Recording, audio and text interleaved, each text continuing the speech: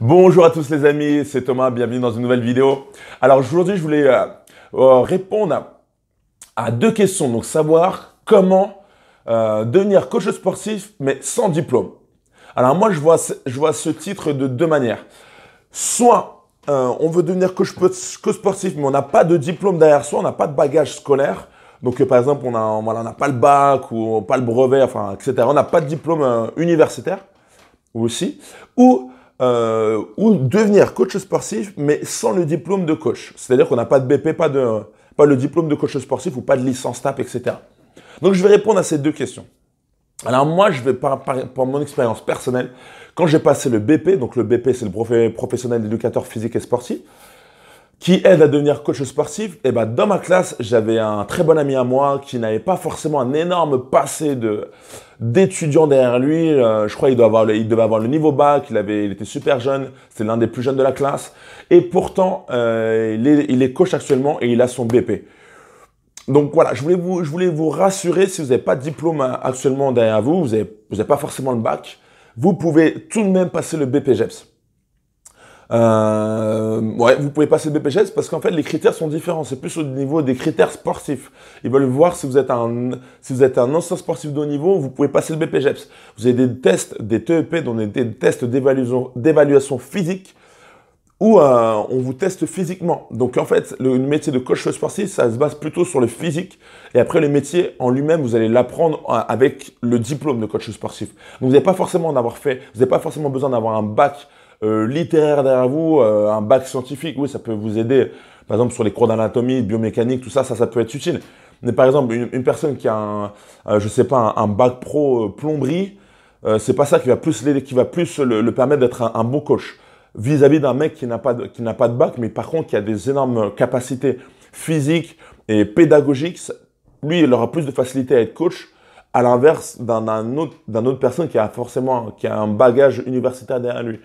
Donc voilà, je voulais surtout vous rassurer, si vous n'avez pas de diplôme, c'est pas le critère le plus important pour passer le BPGEPS. Pour passer le BPGEPS, il va falloir donc déjà passer les tests d'évaluation physique, ensuite être accepté dans un centre de formation, et ensuite tout ça, le diplôme, vous allez l'apprendre sur place.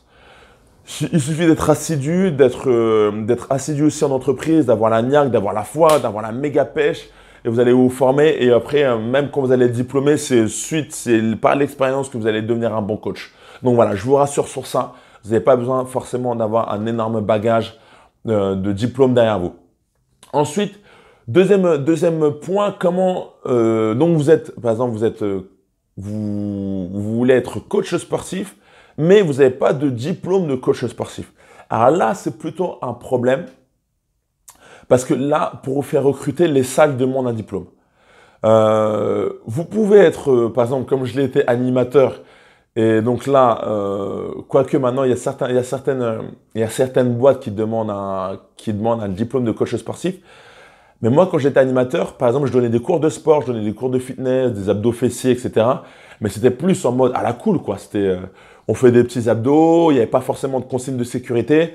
Et entre chaque série, on fait des petites blagues, etc. C'était pas forcément quelque chose de très pro, quelque chose de très carré. Mais à partir du moment où vous voulez donner un cours, où vous êtes qualifié entre guillemets de coach sportif, vous avez le titre de coach sportif, là il vous faut un diplôme. Parce que là, si vous n'avez pas de diplôme, vous allez passer pour un charlatan. C'est comme si vous ouvrez un cabinet de médecine, mais vous n'avez pas le diplôme de médecin. Mais parce que vous mélangez 2-3 produits, du sel, du poivre, et vous faites des potions magiques dans votre cuisine, vous vous déclarez en tant que médecin. Non, il vous faut derrière vous 10 années d'études de médecine, et là, vous pouvez être déclaré comme médecin. C'est pareil pour être coach sportif. Vous allez encadrer des gens, vous allez faire des programmes de musculation, il va falloir savoir avoir des connaissances au niveau de la sécurité de la personne, des connaissances au niveau anatomie, des connaissances au niveau de la pédagogie de vos cours.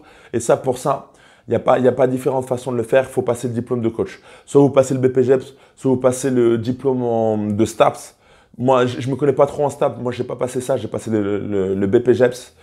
Donc ouais, là, il va falloir le diplôme et les employeurs vont vous demander ce diplôme parce qu'à ce moment-là, en fait, au niveau de la réglementation, dans les salles de sport, à partir du moment où vous allez enseigner, vous allez donner des cours, où vous allez faire du coaching, votre diplôme sera placardé dans la salle de remise en forme où vous allez travailler. Donc, il est important de passer ce diplôme. Et si vous êtes intéressé pour passer ce diplôme, eh ben, je vous demande de vous abonner à cette chaîne ou de laisser un pouce bleu si vous avez aimé cette vidéo ou de partager cette vidéo. Et sachez en fait que je vais faire de plus en plus de contenu pour vous aider si vous êtes intéressé pour être coach ou pour vous aider si vous êtes coach sportif. Je vais mettre des formations. Je vais mettre bientôt une formation qui va vous aider à devenir coach avec plein de fiches de révision, un e-book gratuit. Donc ça va arriver prochainement. Je suis en train de travailler dessus. Donc si vous voulez être tenu informé, pensez à vous abonner à cette chaîne, pensez à suivre mon Instagram et à laisser un pouce bleu et à partager cette vidéo. Et je vous dis à très bientôt pour de prochaines vidéos. Portez-vous bien. Bye.